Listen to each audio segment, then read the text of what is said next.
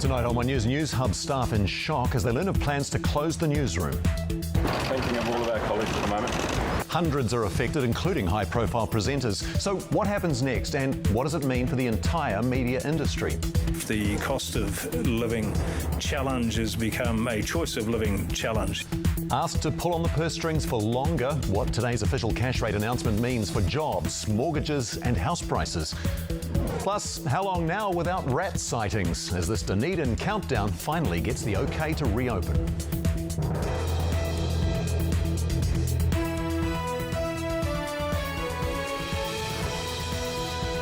No mai ki ngā pito kōrero o te wā. Welcome to One News. It's a sad day for democracy and journalism in New Zealand. That's just some of the reaction to today's announcement that Newshub, one of the biggest newsrooms in the country, is set to shut down. Warner Brothers Discovery, the American owner of TV3, is proposing to close the news division at the end of June. The moves rocked the media sector with about 300 jobs expected to go. Kim Baker-Wilson joins us shortly from 3's headquarters. His report first. Staff just told more than 3 decades of journalism is set to stop in a matter of months.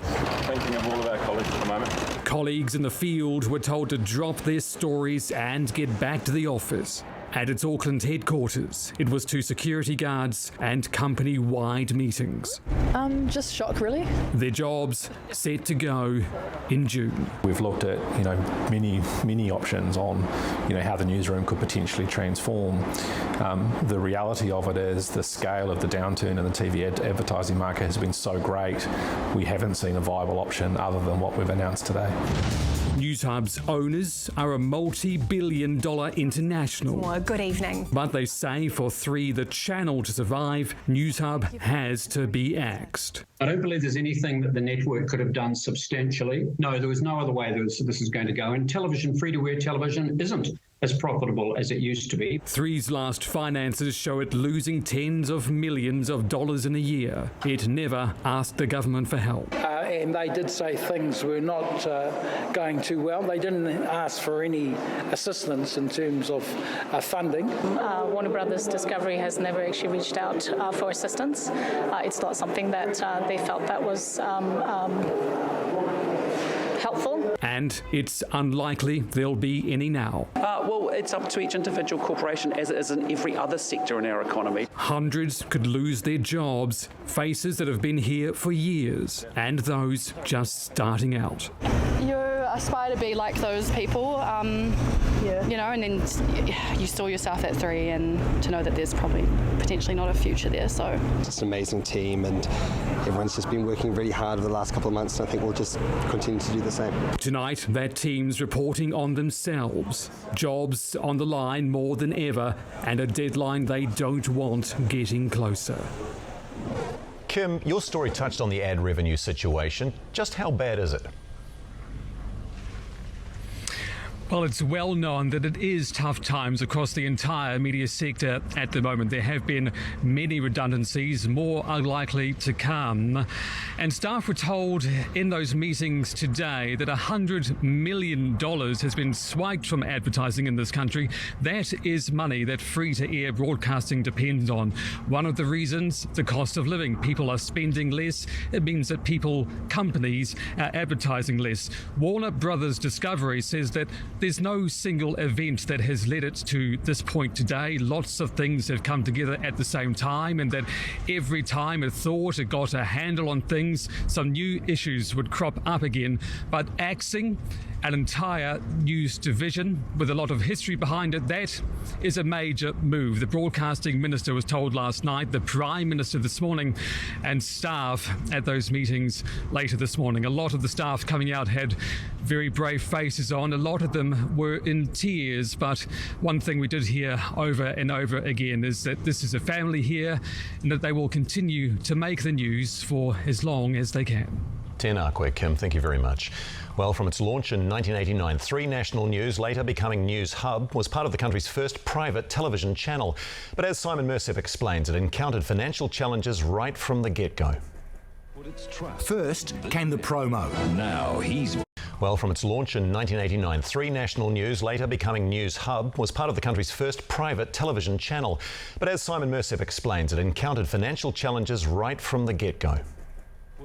First came the promo. Now he's back. Good evening, I'm Philip Sherry. Then on the 27th of November 1989, television journalism here changed. Good evening, an Auckland man is in prison tonight. Somebody's taken this baby over and it's going to run. It's a wonderful feeling. 3 National News became the privately owned rival to One Network News. That was one of the main driving forces that, they saw themselves in competition with TVNZ. That competition was fierce from the get-go. I personally think one of us is going to struggle. I hope it's you, you hope it's me. As it turned out, the one to struggle early was TV3. It has been very, very rough. It launched 35 years ago. Almost immediately ran into problems. The channel went into receivership 5 months after its launch. Over the years, it had several owners, ending up with Discovery in 2020. And when it merged with Warner Brothers, 3 was in the hands of a global media giant. The one thing that's helped it recover and get by is the fact it's had really good staff. Really hard-working staff. Some of those staff became well-known faces. Hello. Well, it's been a bit of a miserable Monday. So the Come On 3 News, the flu vaccine shortage. Kia ora, good evening. The Supreme Court has... Kia ora, good evening. Police have made an arrest in the cold case. We are here to debate the future of our country. One commentator says it's a grim day that strikes at our democracy. I couldn't now, hand on heart, say get into journalism because it's a career with a great future, and that saddens my heart. That sadness will be keenly felt tonight across the media industry. You've been in the media game for 40 years, Simon. In terms of journalism in New Zealand, how big a hit is this? It is a big hit, Simon, not just because a major player is lost, but in a small industry where many people know each other well. This is an emotional hit too. Many journalists have worked for both organisations. We rub shoulders out in the field. Many of our careers will have been shaped by having a competitor. I only got a job here at TVNZ in late '89 because some folks had left here to go and set up TV3. So today in our newsroom, there was genuine concern for our counterparts at Newshub, and also it reinforced the feeling that this is a tough time for the media business, and who knows, others may come on hard times too. And just on this issue of competition, it was always important. In those early days, we would gather around the TV sets at 6 o'clock, watch those bulletins go out in the newsroom. If your editor thought that 3 had done a better job, to use the technical term, you'd get a bollocking. It's not quite like that now, but that competition has always been something to keep us on our toes and to produce our best journalism. So make no mistake, today is a loss. Absolutely. Simon, thank you very much for that. And tomorrow morning, Breakfast will have industry experts' reaction to the shock proposed closure of Newshub and what it means for the entire sector. That's on Breakfast from 6.